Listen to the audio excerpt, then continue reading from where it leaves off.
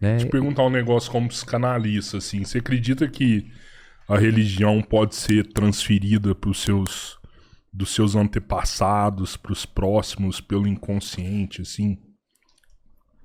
Vou dar um exemplo. Vamos supor que você nunca teve contato com a religião. Mas seu pai, que às vezes você não conheceu, ele era católico, sua mãe era católica, seu avô, sua avó. Mas em algum momento você se perdeu daquela família. Mas dentro do seu inconsciente, na sua genética, você carrega algo que te leva para aquela religião. Cria uma identidade. Uma identidade. Sem dúvida como nenhuma. se fosse uma matriz religiosa dentro do seu inconsciente. Está no seu inconsciente. Tudo que nós vemos a partir do momento em que o óvulo de nossa mãe foi fecundado pelo espermatozoide do nosso pai, nós começamos a gravar todas as informações genéticas. Mas aí você está falando da nossa vivência, né? Mas eu estou falando daquilo que é DNA. Momento. Nós somos gerados naquele momento. Mas eu falo de experiências de outros estão sendo passadas para nós. Você acredita nisso? Eu queria entender melhor o termo experiência. Essas matrizes dos nossos antepassados. Não, que isso está no nosso inconsciente, está. Não tem como tirar isso de nós. Tudo aquilo que veio dos meus pais está gravado. Seja pelo útero da minha mãe, seja pelo DNA do meu pai, da minha mãe, porque o DNA contém as informações, né? Tanto que eu tenho uma doença degenerativa que meu pai tinha.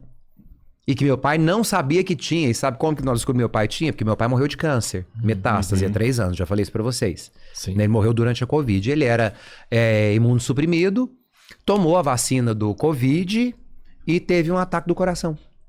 Né? Porque ele era imunossuprimido. Né? Então, ele tinha metástase. Então, meu pai morreu durante a pandemia.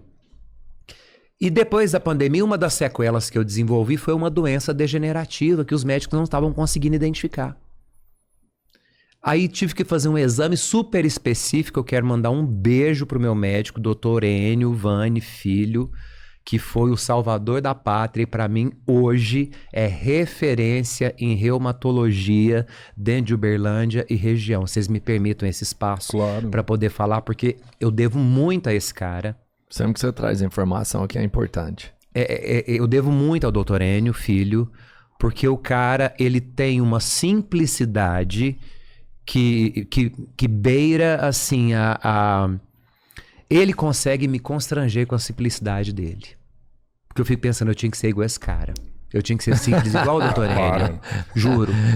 Deixa eu falar. Ele aqui, você não pode falar tem que isso. trazer, tem que Mas trazer. você não pode falar isso. Ele é de Uberlândia, Dr. Enio? Uberlândia. Dr. Enio. Já faz o contato. Dele, então. Ele não vem porque ele é tímido. Mas se deixa eu te ele vier, contar. eu tenho certeza. Você Ele fala vai assim, dar ó, uma aula para vocês de simplicidade, de sabedoria de reumatologia, sabe? O cara, ele foi em cima, porque meus pés incharam, tanto que quando eu comecei a celebrar a missa, eu não cabia sapato no meu pé, eu tinha que rezar descalço. Até isso, os católicos criticaram e mandaram pro bispo me xingando. Sério? Porque eu rezava descalço, que eu não tinha zelo. Isso que eu celebrava com dores e febre altíssima. Para não deixar o povo sem missa, eu rezava descalço, com febre, não contava o que estava acontecendo, porque eu acho que tem coisas que não cabem ao povo saber, pelo menos enquanto as coisas não estiverem definidas.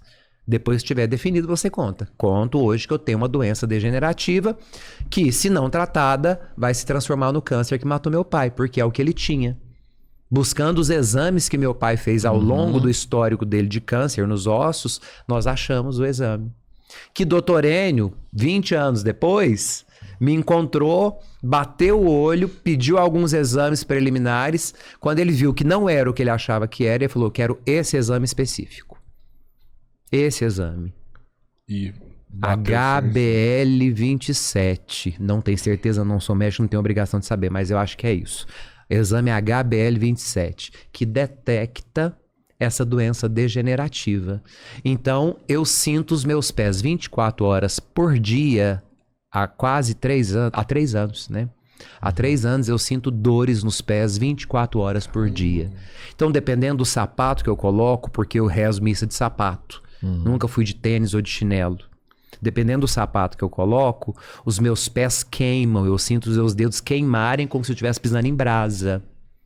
Nossa. Então, quando o pé não cabia no sapato, eu rezava descalço. E os católicos me criticavam, que eu era um padre que não tinha zelo pela liturgia. Mandavam e-mail pro bispo, me xingavam, falavam. E eu vou entrar na igreja, eu vou surtar, eu vou brigar por conta disso. Já me acusaram de tanta coisa, né? Então não vai ser agora que eu vou ser um surtado, né? Dando show em qualquer lugar. Né? No momento certo as coisas acontecem. A verdade volta. A verdade volta, um processo acontece, né? Uma cadeia, uma indenização, alguma coisa acontece de alguma forma, né? Tem que acontecer, afinal de contas, a gente não é bobo, né? Tem que ter dó dessas pessoas. Mas eu sou como o nosso Senhor Jesus Cristo. Todos perdoados, o resto é com a justiça. Aí, então não pode. Mas como não? A justiça diz pra quê? O perdão não tem nada a ver, eu perdoo uma pessoa... Perdoar não significa que eu vou te pôr na mesa pra jantar comigo, não, meu filho. Eu te perdoo e você vai correr atrás do que é seu, que eu corro atrás do que é meu. Você está perdoadíssimo, mas na minha mesa você não senta mais, não. Nós já falamos sobre isso. Não, e eu falo, eu vou além, porque eu não sou nem tão bonzinho assim. Eu falo, ó, tem perdão? Tem. Mas fez errado, eu não aliso, não. Tem que... Sabe? Não, eu tenho assessoria jurídica pra isso. Né? E eu vou ficar criando briga? Eu não. Eu amo quem me ama. Agora, eu suporto os que me odeiam. Eu suporto, não sou obrigado a amá-los. Porque o amor é um exercício. Nosso Senhor falou, ame os seus inimigos. Mas ele deu isso como exercício. Né? Então, eu tento me esforçar. Por isso que eu falo que diante de algumas pessoas, eu me sinto diminuído demais, porque eu queria ser igual a elas. Eu acho que em algum momento essas pessoas vão procurar por um padre de inteligência artificial. O povo quer um padre humanizado. Lá nos Estados Unidos já estão falando em prefeito que vai ser inteligência artificial. Aí é a melhor coisa do mundo. Não, mas imagina. Político, você acabar padre com inteligência